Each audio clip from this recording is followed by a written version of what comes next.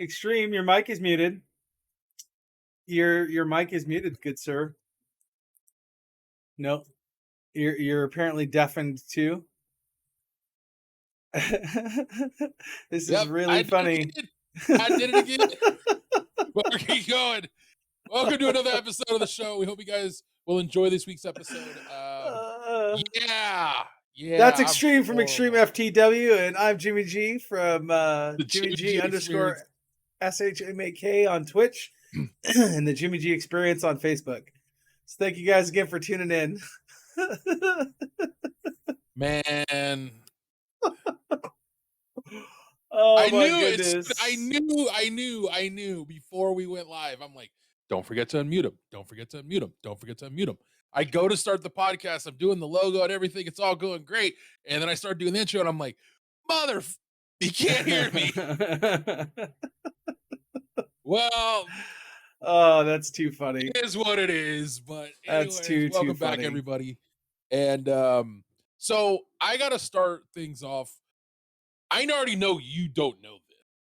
So did you hear about what happened on Friday in the world of wrestling? The huge news that came out on Friday. No. Vince McMahon has officially, legitimately retired from the WWE. We've heard that how many times? No. This isn't storyline. This is 100% legit. It was a formal notice sent out to the media. Stephanie McMahon and Nick Khan, I think his name is Khan. They are now the co-CEOs of the company. Stephanie has majority control power. Like she's a little up higher up the food chain. Paul Levesque, Triple H, is now fully in charge of the creative. Vince McMahon is gone. He's gone from the company. It's as a fan of WWE and wrestling in general, like Vince McMahon has been in the business for so long that the fact that he's not helming that company right now. This past Monday was Raw from Madison Square Garden. It was the first time in over, what was it? I think the statistic was in 1,526 episodes. And for the first time ever that WWE has performed at Madison Square Garden, Vince McMahon was not there. Wow. So it was this past Monday.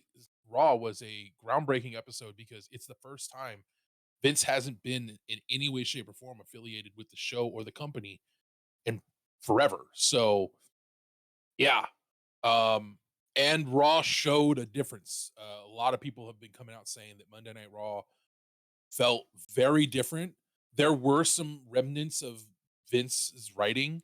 Um, Clearly, I mean, they had to rewrite the show day of because they were still of the belief that even going into Friday, part of the arrangement was they would continue some of the storylines at least through SummerSlam.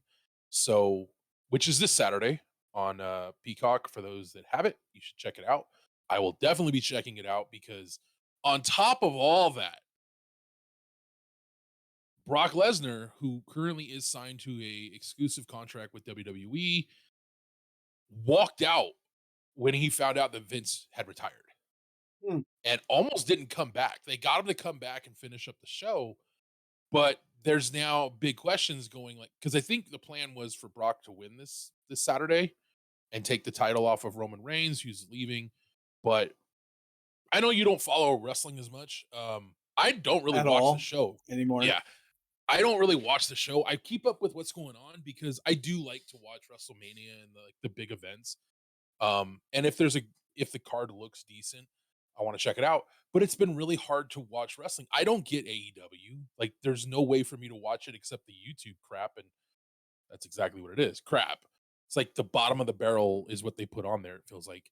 Um, and so it just my only option is to watch these big shows. So I read the results for everything, and hearing and seeing that, reading that on Friday that Vince McMahon had retired, I was like, is this a joke? Am I in the Twilight Zone? And then the more I sort of think about it, the more I'm like, yeah, I saw this coming. With everything that's been coming out with Vince and that whole situation, yeah, this was bound. Either he was going to get fired by the board, we're going to terminate his contract and remove him as the owner and force him to sell his shares, or he could do what he did, hold on to his shares, still retain, majority shareholder status, still technically be the chairman of the board, but be no way, shape, or form directly involved with the company in any way. And that's what he did. So, but yeah, I was curious what your thoughts on that were. Because like I said, I used to mean, watch back in the day. I honestly have no real thoughts other than the fact that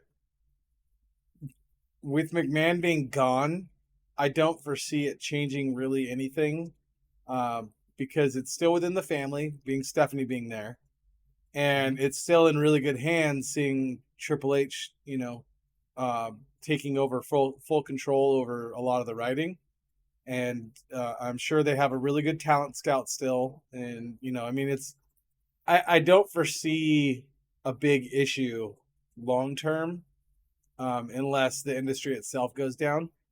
I really Yeah. don't. Like those who are wrestling fans are wrestling fans. They're going to remain wrestling fans. It's not going to affect really anything anyway. Um, Yeah. Me being like a childhood wrestling fan, my childhood favorite stuff to wrestling left when like the WCW went away. Like I liked going back and forth between WCW and WWE or WWF. Um, because of the NWO, the fact that the way scripts were written with Mankind and the Undertaker and like the big iconic names that came with the WWE, those are who I watched for. I didn't really give two craps about how things were scripted and written. I just wanted to see the people I The liked. show. Yeah, Yeah. like granted, I get that it's all like fake quotes because it's not fake; it's staged. It's adult entertainment. It's what it is. It's an adult Yeah. soap opera, and yes, it's scripted. But have you ever been hit with a chair? I know you have, and I know I have. But the viewers out there, have you ever been hit with a chair? It hurts, no matter how fake it is. I Um, mean, it's not that's one fake; thing. it's staged. The outcome is staged. Yeah. Every toll and accident that happens, it's all happening for real. People have died on camera. People have died in front of people. just because there are things that have high risk, but with high risk comes high reward. And the people who were willing to take those risks and hurt themselves to that level of extreme, um, hats off to them. And those who took the risks where there should have been no danger, but there's always an element of danger present, hats off to them for at least taking the risk and saying, you know what, this should be fine. And then accidents can happen. It's unfortunate, but I watched for the entertainment value, not Yeah. the fighting value. For fights, I went over to the UFC and the WEC and professional boxing. Like those are what I tuned in for if I wanted a real fight outcome. Uh, and Yeah. yes, I did eventually go that way away from wrestling because it was just more entertaining for me to watch, to know that this person got knocked out in reality. But I kind of matured as a person and grew up a little bit of watching wrestling where I know everything is staged to saying, you know what, kind of over the stage stuff. Now I want to see what's really happening, what can really happen. But when it comes to the WWE, I don't think it's going to really affect anything other than the way things are written out. But it's not going to change any fan base. I don't believe it will anyway. Because if you're a fan, you're a fan. Yeah. So the biggest thing is the writing. Like the shows right now, WWE for the last, oh God, at least decade now, has been predominantly PG. This Saturday's SummerSlam is the start of them going back to TV-14. So they're essentially jumping back to PG-13. So you're going to see more risque content. Um, and Really, all that meant was more of the visuals to your pelvic region, or the girls coming out in skimpier outfits. You know what I mean? That's all that really meant to me. Was is risque was the what the girls were willing to do and how things were being portrayed.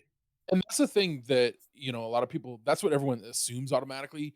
What I think you're going to see is you're going to see a change in the way promos are done. You're going to hear more colorful language. I wouldn't say offensive language, but you never know what's going to slip out. I see Triple H, Paul Levesque, because he came up as a wrestler and he ran the NXT brand at its height. That that show was better than Raw and SmackDown. And it really was. It was a superior product. The presentation was good. The storylines made sense. Everything worked. You'd have some hokey stuff here and there, but it was still entertaining. You know, you would watch Raw and you're like, why is this a thing? And so for a long time, fans have been like, Vince needs to stop writing. Vince needs to stop writing, especially the online wrestling community. They've really been adamant about this. His first night on Raw, everyone's singing his praises like, holy crap. It was a leap in the right direction, and fans are happy about it. It was one of the highest rated Raws in a long time. Um, and this is just them getting started. Literally, they're just out of the gate. So I'm personally curious to see where this goes. I hope that TV-14 rating, I hope it doesn't bring back the women in scantily clad clothes, because honestly, it's like, yeah, that was cool when I was in my late teens and in my 20s, and that was the trend of the world. But you look at the world now, and that's not going to fly. I mean, it's really not. Time out.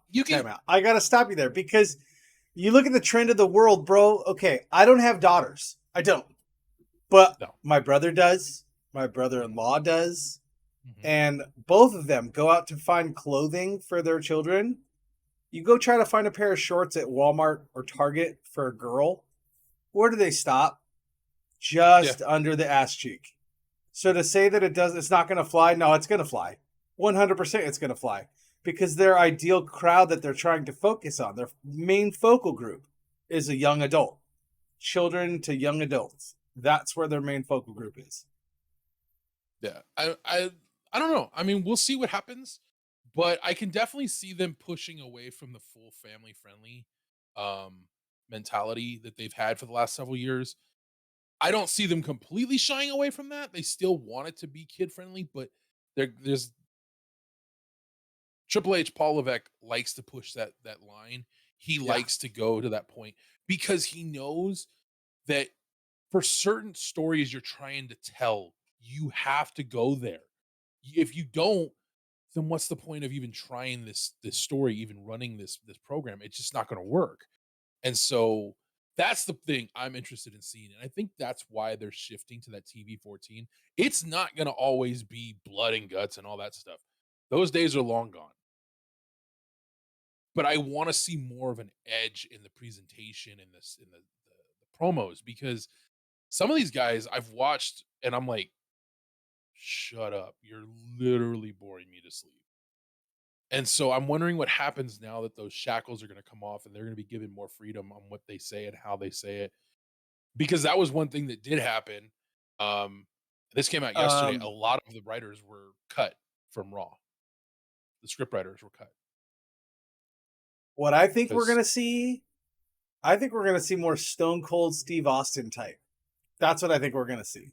I What think I would that's fairly like likely. to see, what I would like to see, is more Razor Ramon type, Diesel type, Ultimate Warrior type. Somebody who's willing to come out and put on a show. You know, those are the types I would like to see. I But think I think it's going to be that's the more other Stone thing. Cold and stuff like that. Well, we'll see. I mean, I don't. Again, you never really. I don't think you ever saw any of the NXT stuff. So, but a lot of the guys that are in WWE now that are on Raw and SmackDown, they came up through that era when Triple H was running it, and they're now on the main rosters. And I'm curious to see what's going to happen. There's been a lot of rumblings over the last almost week since this happened, and now that Triple H, Paul Levesque is in charge of both creative and talent, relations, a lot of people who are in the other companies, the AEW and Impact and whatever, they're now like, hey, wait a minute. WWE just legitimately became an option in a big way. Because for a lot of people, that wasn't a place they wanted to work because of the way the company just was run and how they use their characters and stuff. Triple H has a much better mind for it. And so we'll see what happens. I'm excited for the future. Um, it's kind of funny that this is all happening around the time that WWE's fiscal year is ending. Come Sunday morning, the year starts brand new for them.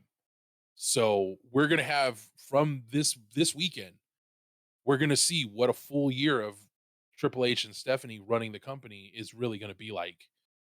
Because in a year from now, we'll know definitively, but it starts here. So I'm interested to see what happens. I'm excited. It gives me more reason to want to, go out and get a job and get money so I can get YouTube TV, because that's the only way I can watch television in this house. My girlfriend has been very adamant. I am not allowed to get cable. So um I will definitely be checking out Raw, and I will definitely have to start watching AEW and reviewing those on the podcast, or I might do something else on my own. But yeah, wrestling for me just got really exciting in a big way, and I'm really interested in it. And to bring out a point you said earlier, yes, WWE is stage, it's entertainment, and UFC is legit.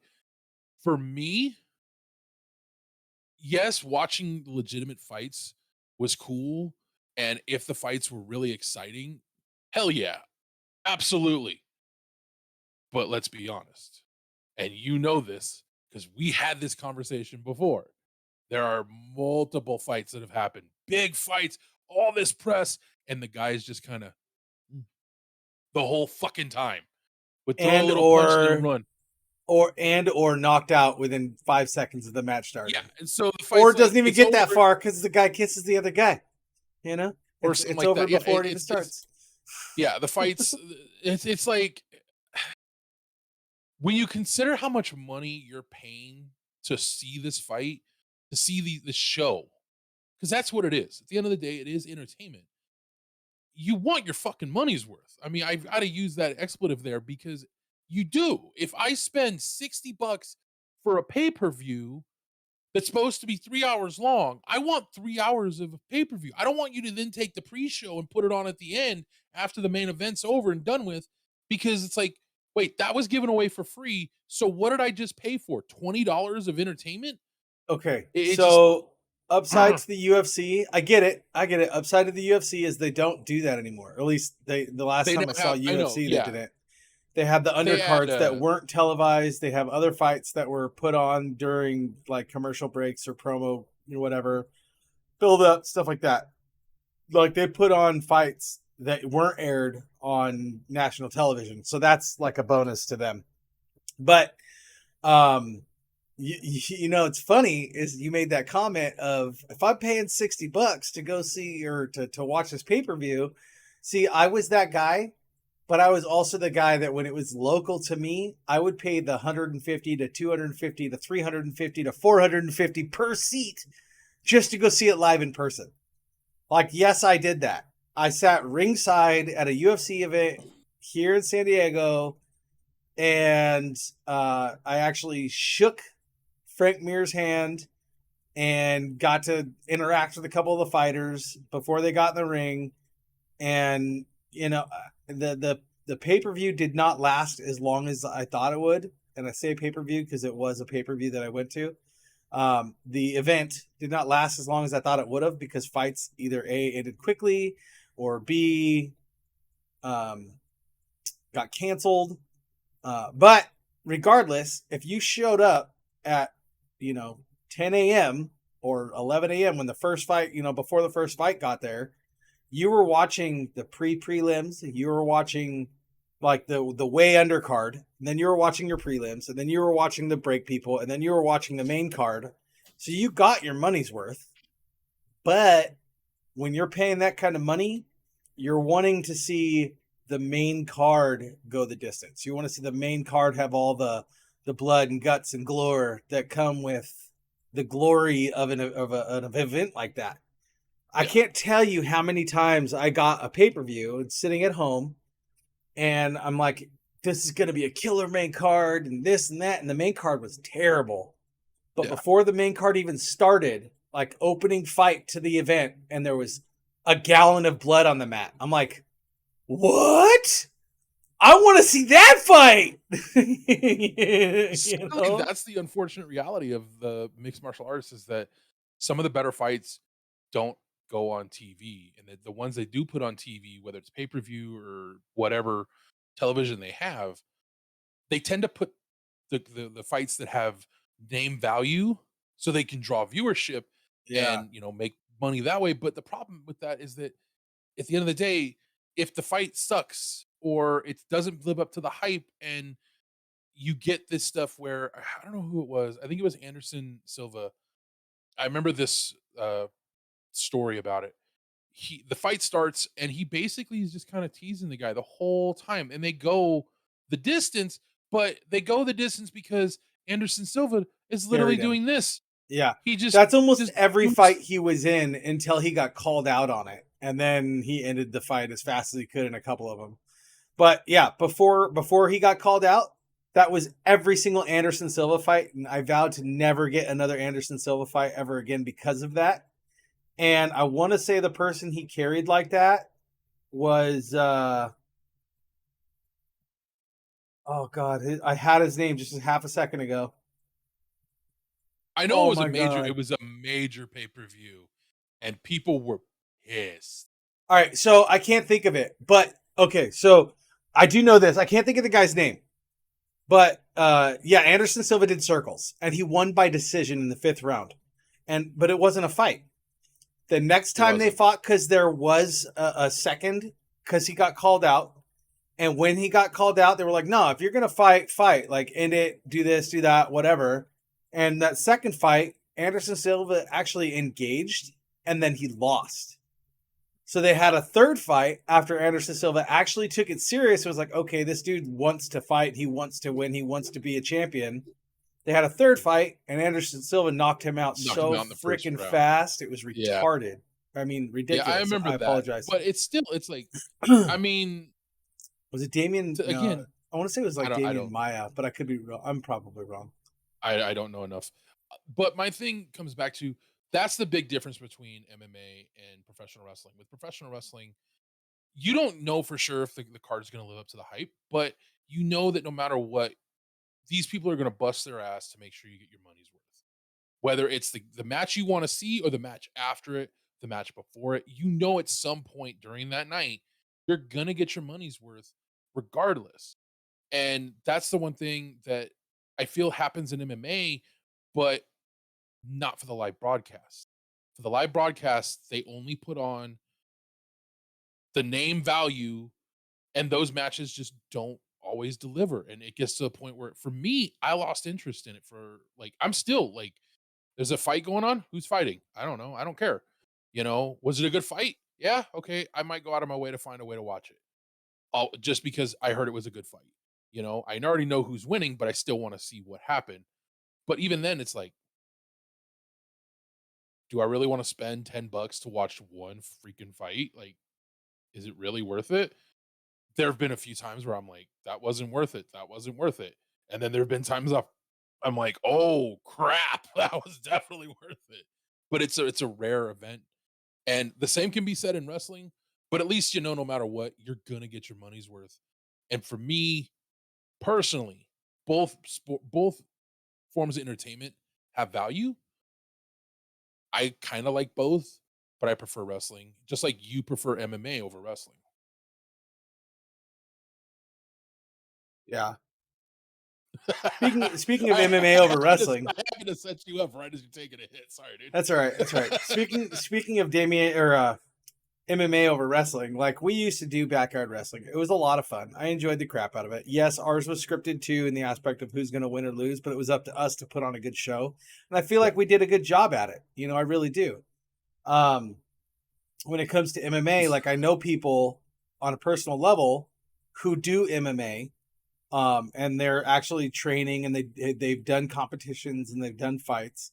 I went and I saw some of these fights in person at different venues locally here, and they were a lot of fun to watch, even though they're very amateur, lower level. When it comes to their belts they hold. And I just recently had a brother of mine, not my biological brother, but another brother. He tells me that he wants to join essentially like this fighting tournament, where it's mostly grappling. It's all jujitsu, but it's like who's the better fighter. And he's like, I'd like it if you came to support me and watch, check it all out. I'm like, hell yeah, dude! You let me know when. I'm there because I enjoy the crap out of that stuff. And if I know somebody who's in the fight and I'm gonna get to talk to them and get their feedback on what just happened, that just to me it makes it It another raises the fun. level. Yeah, Yeah. it's another level. And I'm looking forward to that. I'm not gonna lie. Like, I think if it came up between going to a WWE event that's this mainstream event, or a friend who's doing the local, um, like fight challenge, fight whatever scenario, I would rather go see my friend locally than I would go to the main, um, like a main show, specifically because I know somebody who's doing it. And I know that it's not scripted. Everybody's going to try their hardest to make it a good show, a good fight. They're going to try their hardest to win. Whereas if you're going to do something scripted, if they know they're going to lose, they may not put on the best show that they can.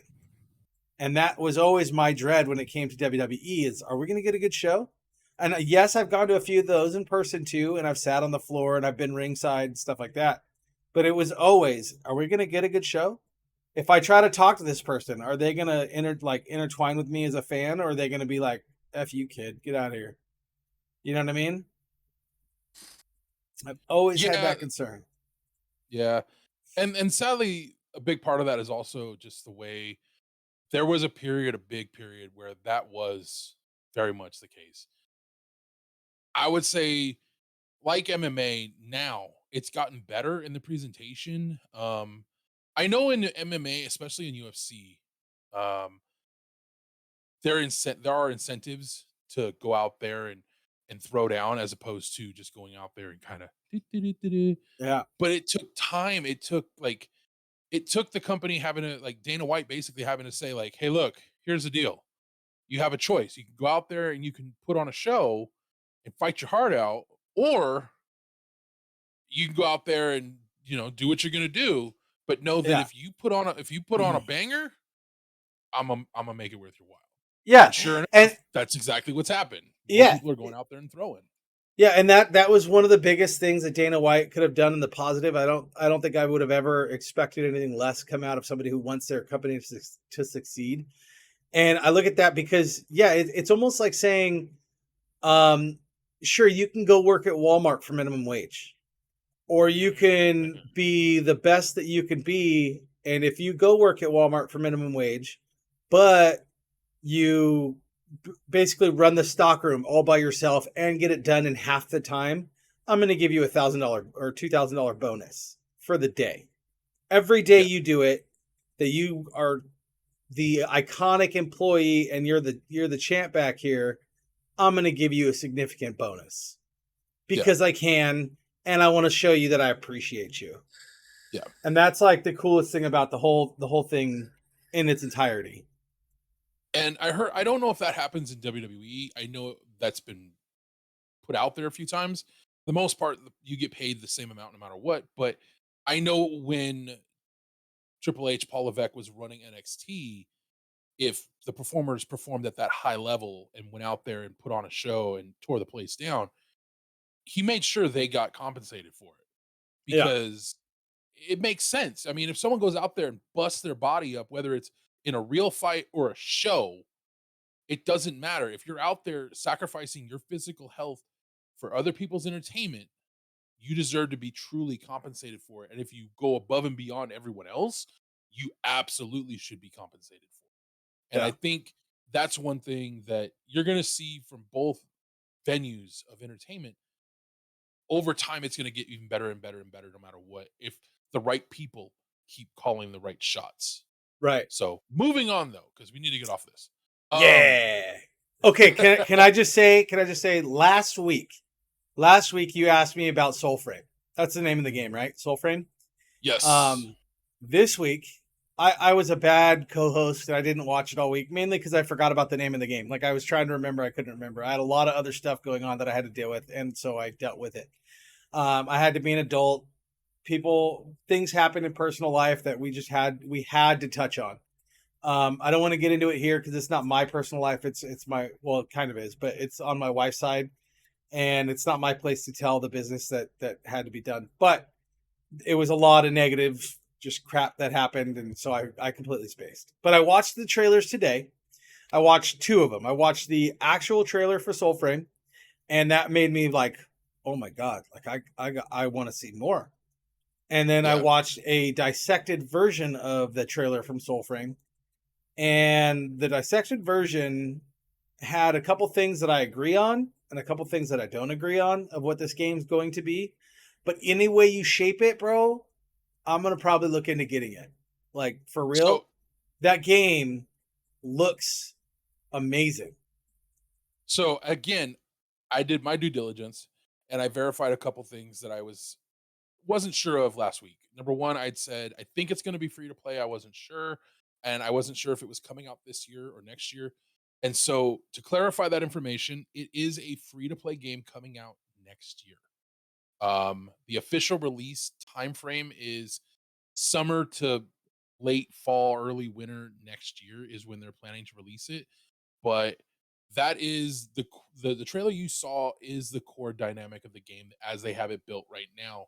They may open it up early to a public beta in which anyone can get on and play it, and they'll have all the microtransactions for the most part disabled. There'll be some that you can use, but it'll be a thing. They'll probably run it exactly the same way they did the initial launch of Warframe. So it's going to be a bumpy road for that game, but they have all this experience from Warframe. So they know what's going to work, they know what's not going to work, they know what's going to have issues, what's not going to have issues. And so I can see them putting this game out best case scenario midsummer of next year, but I am excited for it, obviously as you are, and whether I'm streaming or not, I definitely want to get on that with you, which segues directly into what I need to put out there right now. Um, I kind of mentioned this to you earlier before we started the stream. I will probably be taking a bit of a step back from streaming every day. I definitely won't be streaming 5 days a week like I have been. I'll probably only be streaming somewhere between 3, maybe 4. We'll see. Because I'm getting a job. I'm hoping to get one either at Best Buy or Target. I'll find out soon which one. Um, but yeah, I just wanted to put that out there to everybody. And so it's not like a shock when my channel shuts down or whatever. But that brings up a question that I wanted to talk about publicly with you. If I end up having to work on Wednesdays, what are we going to do about the podcast going forward? Because Honestly, I think we got to talk that out, figure it out, talk it through when it happens. okay, I'm completely okay with figuring out a time slot, whether it be a different day or whatever. And you know as well as I do that my days don't normally run past noon when it comes to work. So yeah, we can schedule it for noon on whatever days off you have, depending on my situation and what day it physically is. Because I also have yeah, the kids that I need to worry about school and stuff like that. But yeah, I'm very open to what needs to be done. I'd rather work together as a team than worry more about what works best for me. You know, yeah. like we can find a mutual time. It'll be all right. I mean, worst case scenario, and this is an idea I had, is if we have to, we do it in segments and we pre-record the whole thing and then we either air it on Twitch Wednesdays first and then we air it like you post it on YouTube. That could be a way for us to do it. I mean, I just wanted to kind of put it out there that yes, there is a chance that the show and the format and the way we present it to our audience is going to change because at least for the foreseeable future, I need money, you guys. Yeah. I can't keep sitting here not contributing to my household. Right now, my girlfriend and my brother are the only ones who have any kind of income, and it's not fair to them that I'm sitting here doing this and making no money doing it. So You know until what? this turns a profit, I gotta get a job. It's You that know simple. what though? I mean, be just real to you right now. Is that actually hearing you say that? I got a little bit of pride for you, buddy. Like I'm proud of you. You know what I mean? Like that's just real friendship right there. And like me being a dad, when my kids do something that they didn't think they could do, and they're showing the signs of, oh my Like gosh, that this was morning. amazing. But it's all positive. Like, and I tell them, good job, man. I'm proud of you for that. And it's true. It's heartfelt. Like, it's like, I really am proud of you for that. It takes a real person, a real good person to realize that, look, yes, I had a goal. Yes, I have a thought behind what I want and why I want it, but I can't do it anymore. Like I need to contribute. I need to man up. I need to take responsibility. Excuse me. Just the thought behind needing to take responsibility says a lot about a person. And unfortunately, the way society goes is there's not a lot of people out there who are willing to take responsibility and man up. They're almost the majority of society wants somebody else to take responsibility for them. So to hear you say that, it does. It means a lot because I'm the guy Well, where I'm always picking up the responsibility for others. yeah, And I also like to lay a lot of responsibility off on others. Like in my house, my wife takes care of everything when she gets home. She does dishes 98% of the time. She does dinner every night. She makes sure the kids are good. Like when she gets home, I'm doing all that exact same stuff when I'm home. We both yeah, work. I do a physical, like hard on the body type job, and she sits at a desk and it's hard on her eyes, it's hard on her brain. It's two very different jobs, and they're both equally as tolling on each other. And I put a lot of responsibility on her when I shouldn't. But I also ask her, do you need me to help you with anything? She's like, no, it's already done. I'm like, all you have to do is ask. And I have time with my friends and I go out and do stuff. I get on the bike some weekends and I go for a ride, or I'll go to a charity event and do things like that where I'm not at home. I'm not with the kids. I'm not helping out at the house. and I'll tell her, hey, do that for yourself too. Take a little time for you. Go do something. I don't want to be the only one that gets me time. You deserve you time. And then midstream last week, I think, when I was playing with a couple friends online, she was saying how her sister's going to go to Egypt, and she's like, "Can I take me time and go to Egypt for 2 weeks?" I'm like, "No, you go to Egypt, you're taking me with you, woman."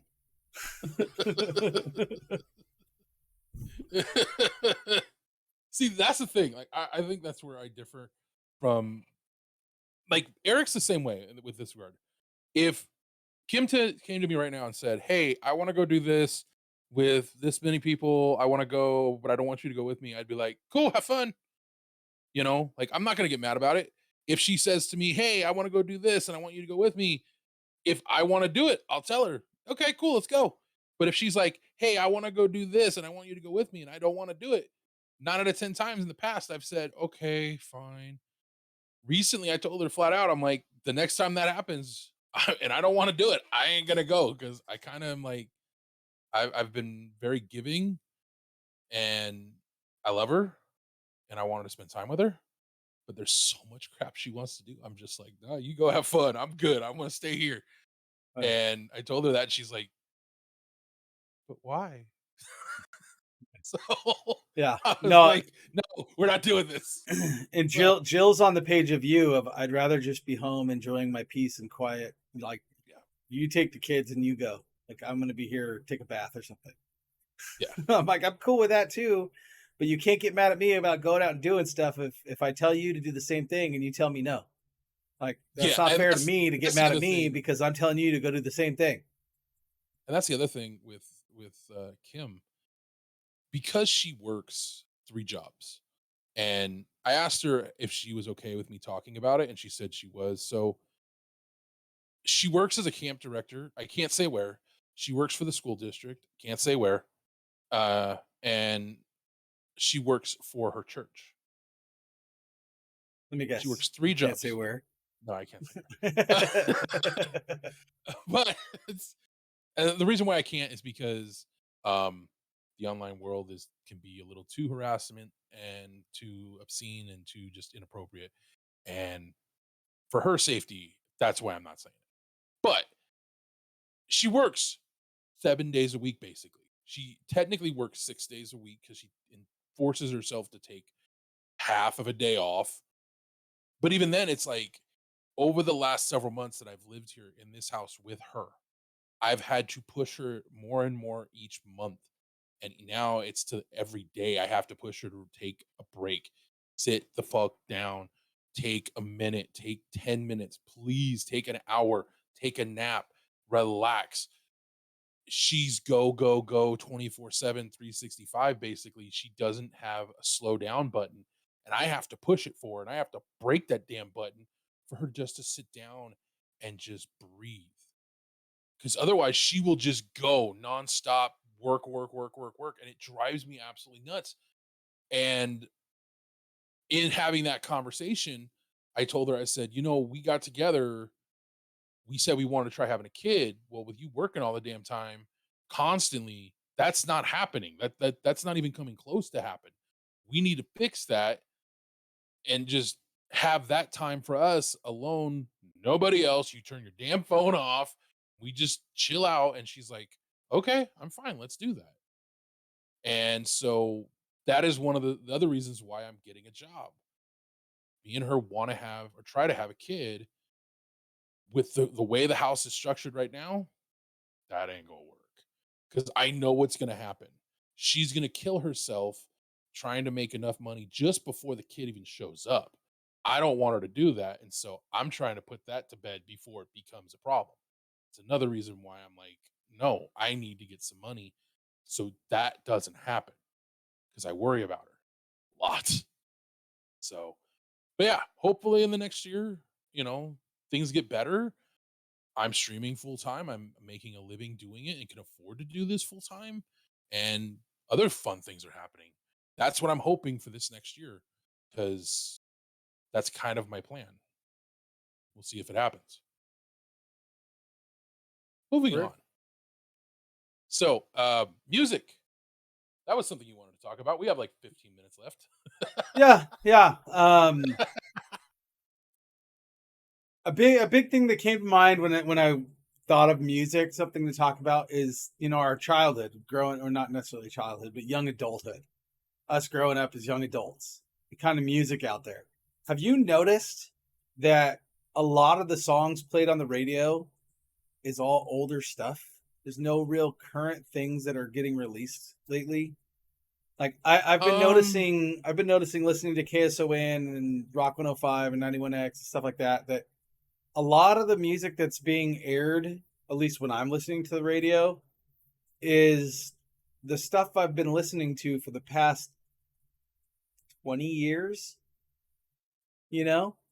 Like there so are a few every now and again that pop up of artists that are newer, but it's still 5 to 10 years old. I haven't really heard any recent stuff. so I don't have that problem here in Billings. The radio stations that we listen to whenever we're out and about, they play a lot of the newer stuff, and I hate all of it. Some of it's cool, some of it's crap, a lot of it's crap. But when you're listening to the pop station, you get a lot of new songs all the time. But as soon as you go to an oldie station, and by oldie I mean local rock station, local jazz station, local country station, the country you get a mix, but the rock it's all old. Like you don't get anything new because that's not the popular It's music it Yeah, to say play. it's just If not you're a being made. musician, it's not, it's being made, but the people making it are the same people who've been making it for years. Slipknot, Metallica, freaking Megadeth is releasing a new album here soon. It's supposed to be their final album, but it's an album. You've got like Pantera apparently is reforming with new members. Many of the original, of course, not all, but they're going to do a tour, and so they're releasing a new. I wouldn't say a new album. They're releasing an album with some new songs on it, and they're just this version of the band is playing all of these old songs, and they're Yeah. putting it out there, which is kind of cool. I mean, that's a nice way to introduce the world to this version of that band. Um, but it's you don't have any new rock bands out there, and the reality is you do. They're just not being played on the radio because they're not getting signed because Because they're that kind of not music good. just no, that's the thing. So there's a band out there, I can't remember their name.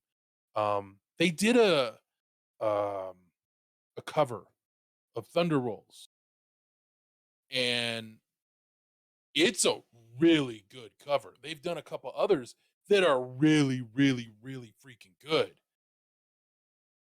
They have a label. They're working on original music. They've got some of it out there, but it's just not getting played on the radio. And it's just because it's cheaper now for artists coming up to just promote themselves through YouTube and social media than it is to try and get played on the radio. It gets them more money too. Get it streaming on Spotify and all these other streaming platforms. It makes them more money. So Yeah. they're making more money than some of these people who are big named that are on the radio. And it's like, damn, that's smart business. But It yeah, a lot of it is just a lot of the newer crap that's out there is just that crap. Yeah. And See, and anything that gets played on the radio, I've noticed really the only thing that I have come close to hearing that's new, that's good, is pop rap. The hate mumble rap. mix, I hate mumble rap. Oh my god, I no, hate mumble the rap. mix between pop and country. Those are really the only things that are coming out right now that are decent, that I've heard. But the only reason why I've heard them is because people I work with have come across them and they were like, "Hey, let's listen to this." And I'm like, "I see some of this stuff is just crap, dude. It's garbage. I don't Yeah. understand how anybody likes this. And I don't know how you even found these people. Like they're not good." I'll I tell you remember how I when I find was most of my music. younger, huh? I'll tell you how I find most of my new music. YouTube. Yeah. YouTube is the number one way to find up and coming artists. Yeah. Even if they have a label, it's See, just easier to find on YouTube because it's just yeah, see, I remember I don't when know. I was younger trying to find new music. You know It how was you went hard. about it? No, no, no. It wasn't. When I was younger, it wasn't. You know how you go about it? You go down to the beach, or you go inland, or you go downtown. You find all the spots that venues that bands play at, and you see if they have a demo. Just sit like something somewhere. You find flyers on the wall, like as if it were a fundraiser somewhere. You'd find a piece of paper posted up on a window, and you could check them out that way. They have website, or like you said, YouTube channel, or an actual demo CD sitting on a counter. You got a dude standing out on the corner trying to push his money or push his music with a boombox there, so you can put his disc in it and hit play, so you can hear it. You know what I mean? Like, it was stupid easy to find stuff like that. You can go down the street and find a dude sitting on a electric box with a guitar, just playing tunes, just cuz. You go to Vegas and you get those dudes on the street that are just, let me put on a little show, put $1 in a hat. They got an album sitting there next to them, $5, no big deal. You go to a concert and you I mean, have the that's bands of all. the concert with their tables in the back, but then you have five other bands that are being promoted by those big bands that are saying, check out these guys. You know, Mhm. And that's how you that's got your music back then. Now there's nothing like that. I've been to shows recently. The only people that are there selling gear are the people who are putting on the show. You go to those venues, and the only paper that you find on the windows and stuff are bands that are coming. yep. Nobody's out there pushing their songs in the street anymore. Like, it's all gone downhill. I wouldn't say it's gone downhill. It's just artists have found there are better ways to get their music out there. The problem is the audience they're trying to reach, the audience that's actually going to spend money buying their album or buy their songs, is not the audience they're reaching. As much as YouTube is a great platform for artists to get their music out there, there comes a point where you have to go, okay, I need to start putting on shows and performing live. And that's just not happening. A lot of these artists, whether it's rock, pop, country, rap, a lot of these artists are that are good. They just stick to what is convenient.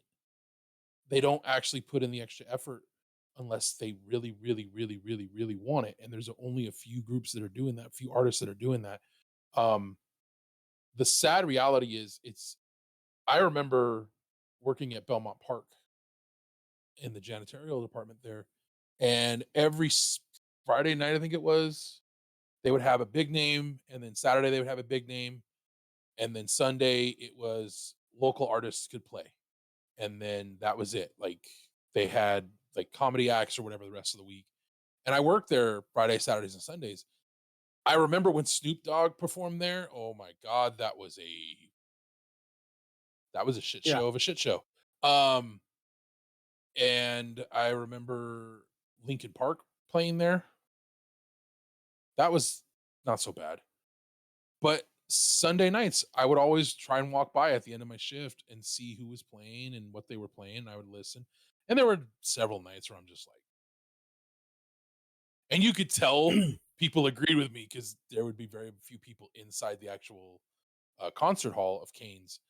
I don't even know if Canes is still there. I think it got sold and got renamed or something, but the venue is still there. Hell, ECW put on a show there, which I'm still shocked that they put on a show there. I wish I'd known about it because I would have gone to it because it was before they folded. It was like 90 late, like summer 99 when I think they had their anyways. But but yeah, and that's just not a thing anymore. Brick by Brick used to be a place out in San Diego where up and coming artists could go and perform, and you would actually draw a crowd there. People would show up just to give you a shot. You know, that's just not happening anymore. And some of this is because of what happened with COVID, but a lot of it is just the industry changed, and the music industry is as a whole, it's all digital now. They do everything through digital as a way of promoting artists, and it worked for a long time, but now it's like you, I miss the days of being able to go out and just hear music being played Yeah. and finding artists just organically walking through the world. Yeah. Um, but even back then, like for me, I didn't always have that option. Before I met you guys, my way of finding music was what was on the radio and what was played on MTV. Yeah. And I would hear that stuff, and there was some stuff I'm like, yeah, this is good. And then there was stuff I'm just like, this is bad. And so I started looking online, and it was a thing back then. But if you didn't know about it, you didn't know to go here or to go looking at these places. And so these were little gems where up and coming artists could put songs. And some of those artists have gone on to become big names. I've heard of one of them, I'm pretty sure. Skillet. POD. POD. Yeah, POD. San Diego local. I No, saw I'm them. going through, I'm talking about the website. Oh, Skillet, I heard their song, one of their songs, the original version, I still have it somewhere. Um, it was they redid it a little bit. They changed the lyrics of the song, but the actual instrumental play of the song is exactly the same. They were featured previously on an online forum. They just posted the music and it was really good. And there was so many tracks from there that I'm like, holy crap, man. Like, why isn't this like more available? And now it's like, if I want to find someone new, I just type in random generic words and then hit search on YouTube and I'll find songs yeah. like that. It's easier to find a certain song, but if you're looking for a certain type of music, I don't know. I mean, but I do. I miss that organically finding things just out in the wild. It's just doesn't happen anymore, you Yeah. know? And I you remember don't. going to an Ozfest show. And now, mind you, this is Ozzy Osbourne, Black Label Society, and a lot of big bands. A lot of them. I remember going to Ozfest and showing up for the parking lot show where it's a lot of not big bands that are trying to get to become big bands. And then before that parking lot show opened, often they had a local band sitting at the entry gate on like a side stage. As you're walking in, they were performing. One year I went, there was the band that was there was a San Diego local band. It was all kids. All kids. Like I think the oldest kid there was 12. Drums, guitar, bass, a full band, singer, everything. They were great. I don't know what they're doing now. You know what I mean? Chances are they were playing, everything was good, it was grand. They could say that they played an Ozfest together, and then high school happens and they could have completely fallen apart and fell out of contact with each other. Bands break up all the time. But it's that kind of Yeah, stuff that I miss. Like, yeah. who does that? But yeah, I I don't mean, know, just but I wish that was more that was where I wanted commonplace. to go. Like I said, it was a thought that I was like, you know what, I kind of want to touch It's a base on valid thought this. though, and it actually works for us here as streamers. Like, if you're trying to build your channel, you're kind of on your own. Even if you get like a partnership or you get hooked up with a group that's going to promote you. I know this from experience. I was when I started doing YouTube, I was by myself, and then I got hooked into a group. And the whole reason I got hooked up with this group was they were supposed to help promote my channel and help me grow my channel. They didn't do anything. That doesn't always happen. Some people do get that support, they do get that help. But at the same time, it's like you look at today's talented individuals trying to go out there and make a living doing something they love. Um, like us, we're doing this. We enjoy what we're doing. There's no easy way for us to promote ourselves other than through social media, because you can't really walk around going around passing out flyers or demos of your Twitch streams or your YouTube videos. That's not going to work. I mean, you could. It'd be freaking Yeah. hilarious, but it's not Yeah. going to Hey, have the same effect. yeah, but that's where you use social media and you share your thing on Facebook. You share all your links and your copies and all that stuff just to make sure that whatever you reach out to, they have access to it. And that's why when I stream my video games, I also put on my YouTube link there and there in the bottom, even though I don't have an actual copyrighted channel like you do. I don't have the Yeah. followers to create one. So I try to put that there so my viewers here on Twitch can see it. But all right, guys, that is going to do it for us. I don't know what's going to happen next week. As it's looking right now, everything should happen as planned on Wednesday. Follow me on Twitter. I will keep you guys informed on that. But that does it for us this week. We will catch you guys next week, hopefully, on Wednesday at 10 a.m. Pacific. Until next time, adios.